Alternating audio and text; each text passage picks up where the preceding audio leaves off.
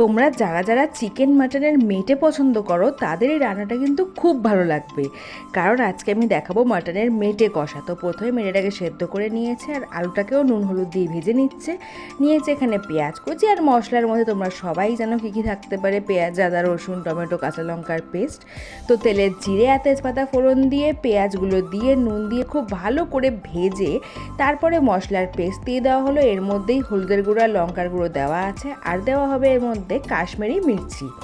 তারপরে মশলাটাকে খুব ভালো করে কষিয়ে সেদ্ধ করে রাখা মেটেটাও দিয়ে দেওয়া হচ্ছে, আর তার সঙ্গে দিয়ে দেওয়া হবে ভেজে রাখা আলুটাও। সব একসঙ্গে খুব ভালো করে কষাতে হবে, যতটা কষানো যাবে ততই কিন্তু রান্নাটা টেস্টি হবে। তো কষানো পুরো কমপ্লিট হয়ে গেছে একদম। এরপর দিয়ে দেওয়া হলো জল। এইবার ঝোলটা ফুটে আসার অপেক্ষা, আর সব ভালো করে সেদ্ধ হয়ে এলেই রান্না পুরো রেডি। সব শেষে দেওয়া হচ্ছে গরম মশলার গুঁড়ো।